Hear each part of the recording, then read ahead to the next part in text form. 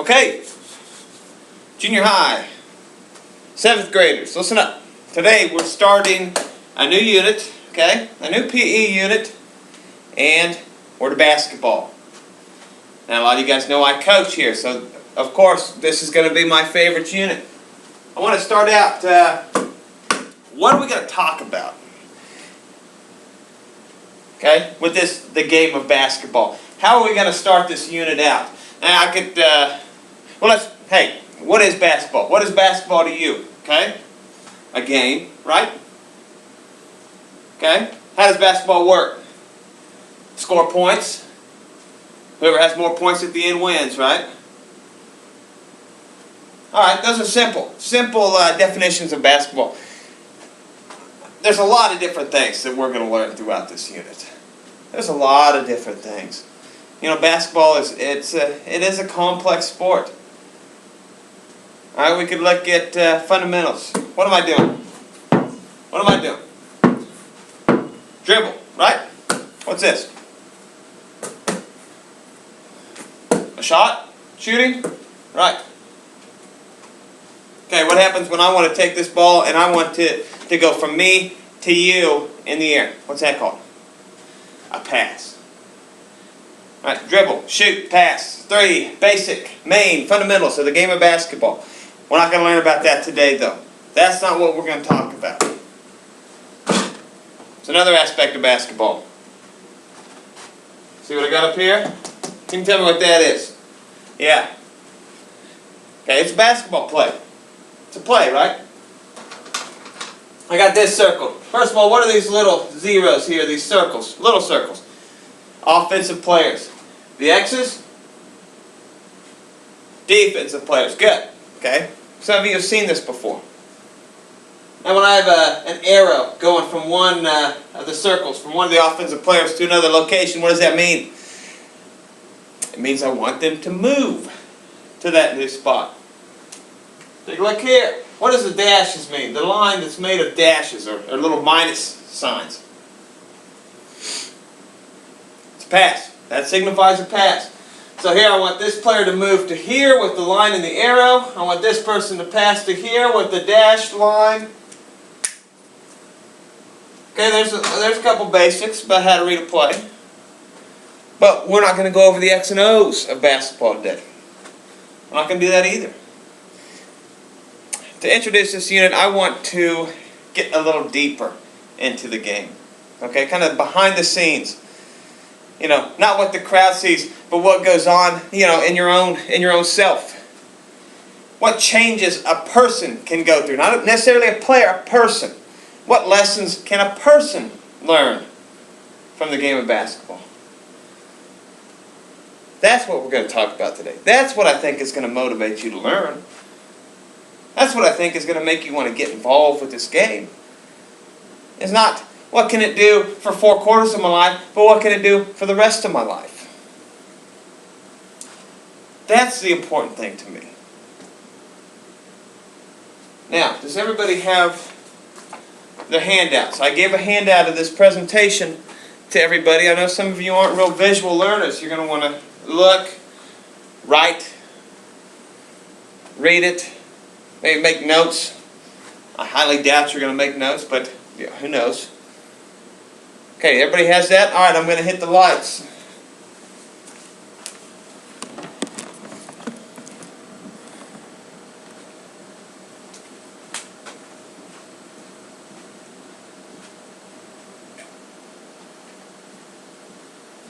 Okay, eyes up here. Everybody can see? Basketball, teaching the lessons of life.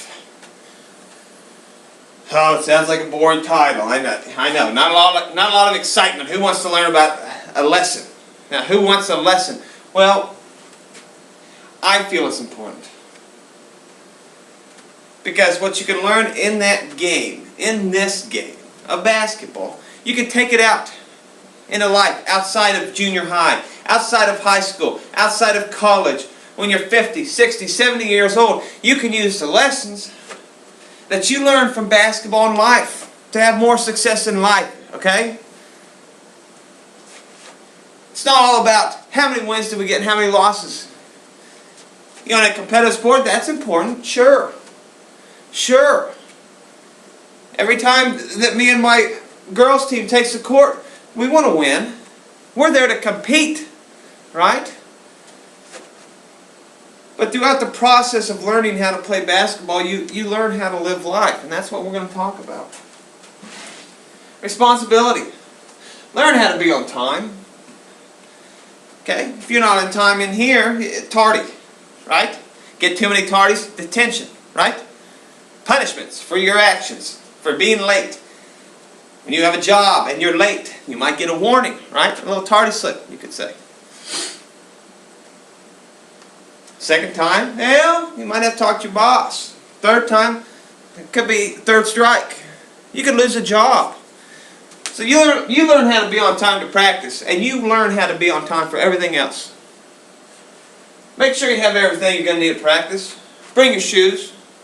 Okay? Wear your shorts. Have your little headbands. Whatever. Whatever you want, have it there.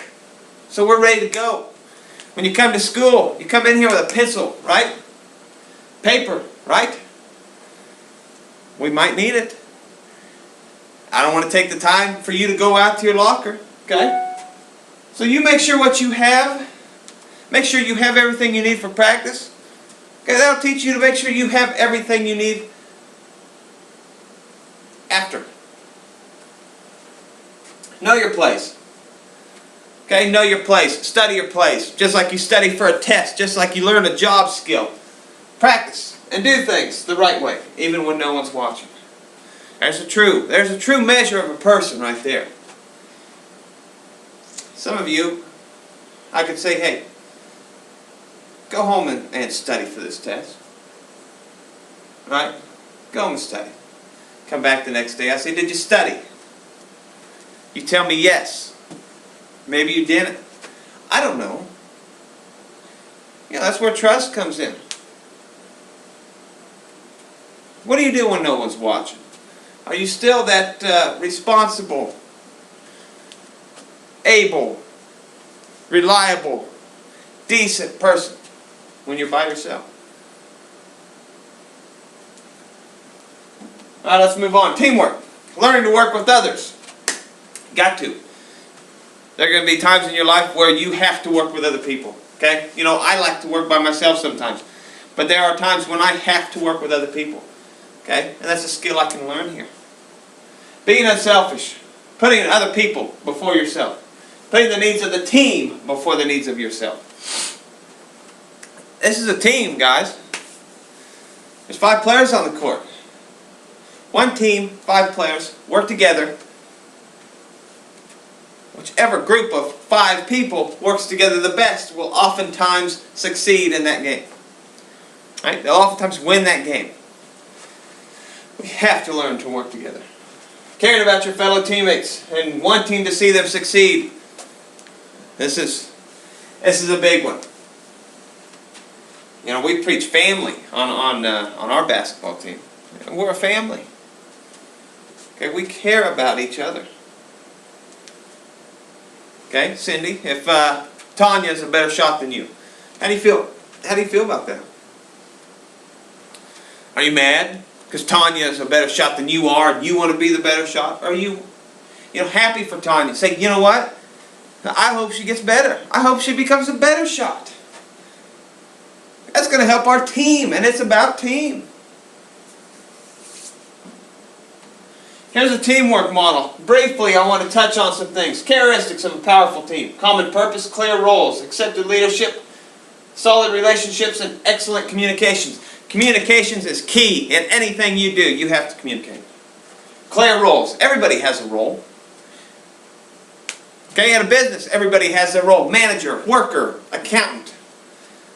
On a team, everybody has their role. Maybe we got a passer. Maybe we got a point guard. Maybe we have a scorer. Maybe we have somebody that rebounds well. Maybe we have somebody that's great on defense. Okay? Know your strength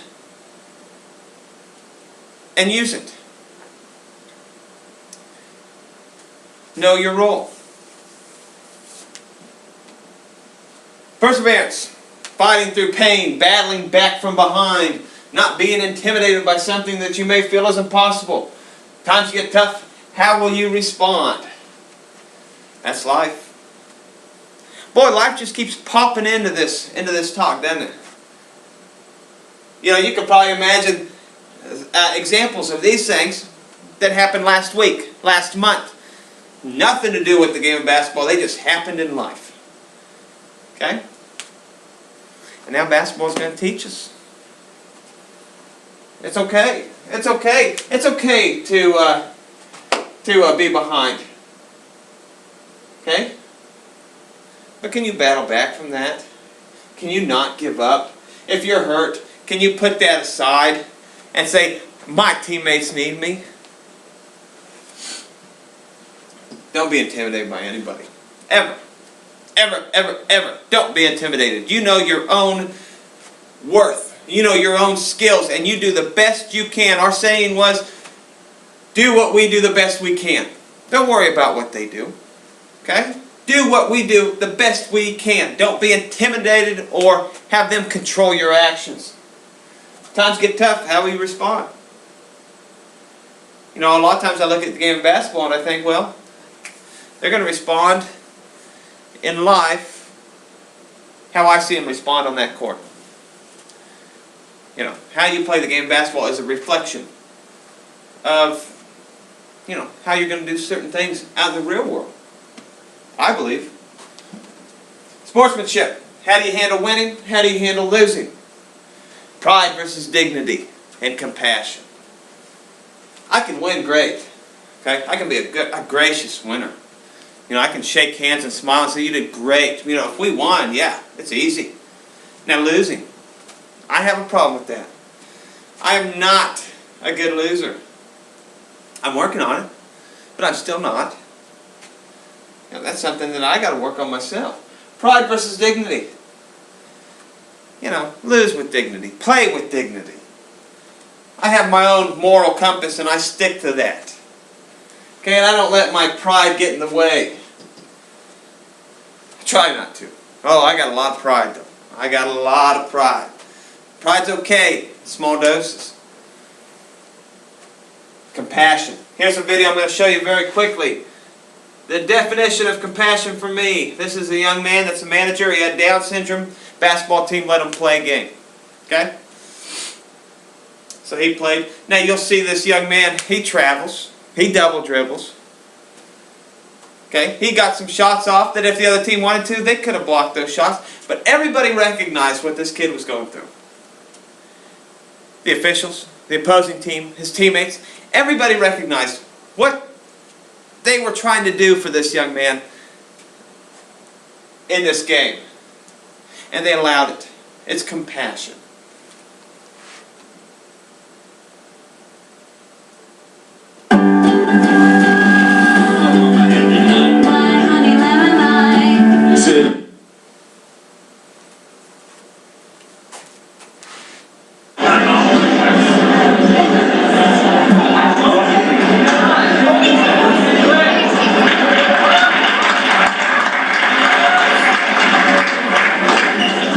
And now for the starting lineup, making his debut, net guard, a 5'6" senior, number 3,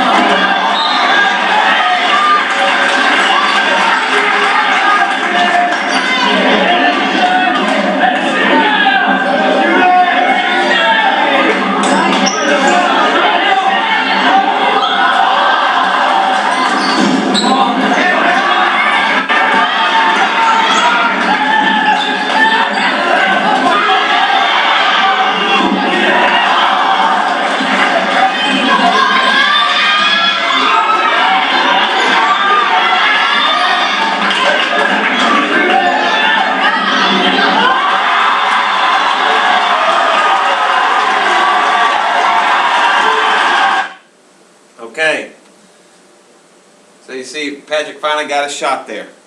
That's something that young man will remember his whole life. And that's compassion. Pretty touching. Pretty touching. Work ethic. Practice, practice, practice. Be willing to change. Do your absolute best using the gifts and talents you've been given. Never quit and never sandbag it. Don't let your body speak louder than your mind. Okay, explain a couple of these things. Practice, practice, practice. That's how you get better. Okay? Anything in life, if you want to be good at it, you have to practice. You have to put in the work. Be willing to change. Boy, that's important. You know, the definition of insanity, doing the same thing over and over, expecting different results. So, if you want to become a better player, you can't keep doing the same things. Okay? It's insane. Anything in life. If you want to be better at anything in life, or if you want to have a different skill, okay, or be more skilled, or be better, you got to change. You have to be willing to change something. Obviously, do your absolute best. We've all been given gifts. Okay, use those for the team. Never quit, never sandbag it. Sandbagging is when you're being lazy. It's when you're not working 100% as hard as you can. Don't let your body speak louder than your mind. That's mental toughness. When your body is saying, I'm tired, I'm worn out, I'm hurting. You know, does your mind listen? Or does your mind say, look, our job isn't done yet. This game isn't over. I know you're hurting, but we got a little ways to go. Don't let your body quit. Don't let your body tell your mind what to do. Okay, now, to finish this up. Well, let's look at this. What have we learned today? What are some aspects of basketball that can go into your life outside of basketball? Responsibility, right? Yeah. Teamwork. Perseverance. Yes, all those things.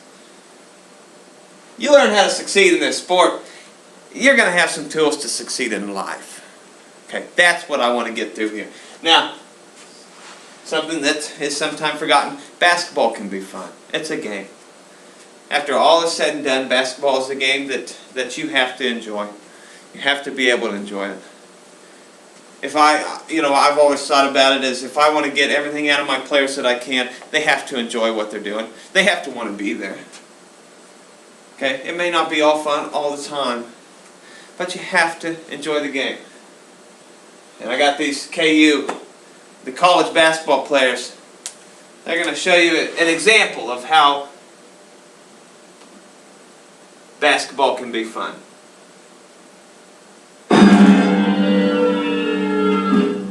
I love this cuckoo clock. I know, it's cute.